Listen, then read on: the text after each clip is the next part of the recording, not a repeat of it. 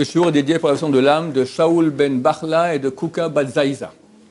Histoire qui a eu lieu il y a quelques années ici en Israël. Il y a un séminaire de jeunes filles, c'est un peu des balot tchouva ou des orphelines, vraiment des filles qui n'ont pas de famille. Ça s'appelle Kirat Banot. C'est dans Kirat Sainte, d'accord, Kirat Sainte de Jérusalem.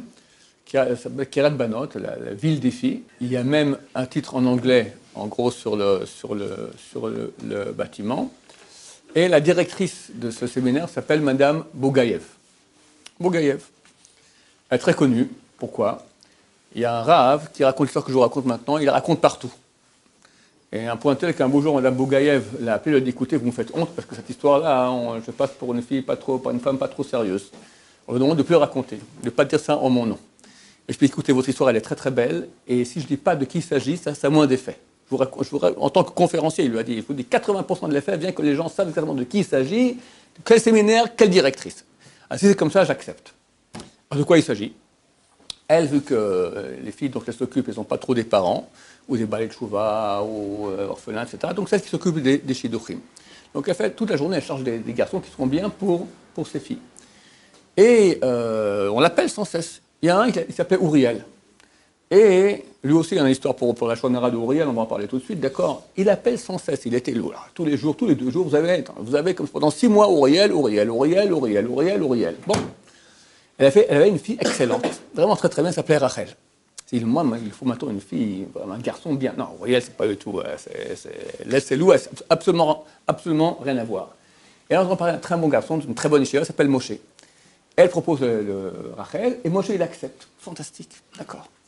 Elle appelle la fille à midi, lui dit, ok, tu n'oublies pas, ce soir, tu as un rendez-vous à 8h30 à l'hôtel Intel avec Uriel. Et elle s'est trompée, elle a dit Uriel. Pourquoi? Parce qu'il appelait sans cesse Uriel. À la fin, c'est sorti Uriel. D'accord? Bon, elle a dit à Moshe aussi, en attendant d'aller à la rencontre pour voir Rachel. Rachel arrive à l'hôtel 8h30, Moshe arrive à l'hôtel 8h30, ils se voient, et Rachel demande au monsieur, c'est vous Uriel? Non, moi c'est Moshe. Bon, désolé. Alors les deux attendent, ils attendent. Au bout d'un moment, Rachel voit que le type n'arrive pas, elle appelle Madame Bougaïev. Écoutez, je ne sais pas si c'est un problème, mais il n'est pas arrivé, le type. Attendez, je vérifie tout de suite. Elle appelle Uriel. Uriel, mais elle t'attend, qu'est-ce que tu attends? Quoi? Oui, bah l'autre, je t'ai dit à 8h30 ce soir, qu'est-ce que tu fais? Oui, j'arrive tout de suite. Lui, tu es au cotel, en train de prier. Dieu, envoie-moi, s'il te plaît, mon chidour, envoie-moi mon chidour. Et on s'appelle comme ça, il fonce, il prend la maison, prend la cravate, il rentre comme ça. Et en attendant, il y a Moshe aussi qui appelle. Écoutez, je suis arrivé à l'hôtel, mais il y a une jeune fille, mais c'est pas elle, enfin, je comprends pas, qu'est-ce qui se passe? Elle a compris. Aïe, j'ai envoyé Moshe, mais j'ai aussi envoyé Uriel. Et j'ai dit à la fille, Uriel. Elle rappelle vite Uriel pour dire que c'est bon. Uriel, c'est bon, je suis déjà à l'entrée. Et il raccroche. Et il éteint le portable. Il est à l'entrée de l'hôtel, il voit Rachel.